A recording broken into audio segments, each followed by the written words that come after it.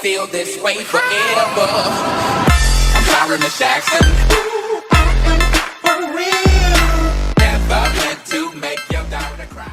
Along the Israel-Gaza border, the flare-up of deadly violence in Gaza is of a new kind. Even in the inventive annals of Mideast conflicts, Israeli soldiers shooting at Palestinian demonstrators, burning tires, and hurling firebombs across what looks like an international border, inflicting casualties while claiming concerns of a mass breach of the barrier.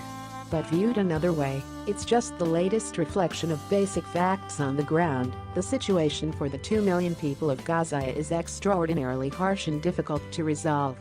It's not surprising so many would risk death by converging on the border fence, which has now happened 3 Fridays in a row, with dozens killed and hundreds injured.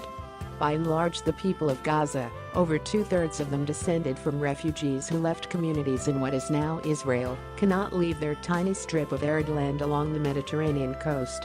Anger toward Israel runs deep, yet the penance is great. Israel blocks Gazans to the north and east, controlling who and what goes in and out. It blockades their waters to the west and prevents construction of sea and airports, with Egypt completing the blockade to the south. Israel's argument is that Hamas, the militant group that controls Gaza, will use materials that come into the strip for building rockets, making bombs and digging attack tunnels. The fear is well-founded. Israel also severely restricts Gazans leaving the territory in a policy it defends on security grounds, but which often looks punitive. Every exit, even to cross Israel en route to Jordan and beyond for medical, academic, professional or personal purposes, requires the approval of Israel, or Egypt, where the anti-Islamist government also deeply distrusts Hamas.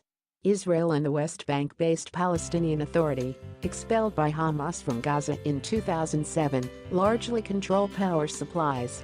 There are just a few hours of electricity a day. Hamas remains committed to conflict with Israel, and attempts to pressure the population against Hamas are questionable. Gazans simply don't have the means to overthrow the well-armed group, even if they wanted. Meanwhile, half the Strip's workforce is unemployed. Much of the vast destruction from the last war with Israel, in 2014, still has not been rebuilt. Public entertainment is almost non-existent and alcohol, in the name of Islam, is banned. Adding insult to injury, the Palestinians do not have a currency. The few bills of cash in Gazan pockets are Israeli shekels emblazoned with the likenesses of Jewish religious and Zionist political figures. Hamas says the border protests will continue through May 15, the anniversary of Israel's founding, and a day of mourning for the Palestinians to mark their mass displacement during the war surrounding Israel's creation. It is signaled it may attempt a mass border breach, just as Israel fears. With Israel digging in its heels, and only muted debate in Israel over the high casualty count, bloodshed is likely to continue. Here's a look at how the players in this tragic scenario have reached this point. Hamas rose to global prominence with 1990 suicide bombings aimed at scuttling the Israeli-Palestinian peace process, and during the Second Palestinian Uprising in the early 2000s, killing hundreds of Israelis. It built up a formidable arsenal of rockets and other weapons.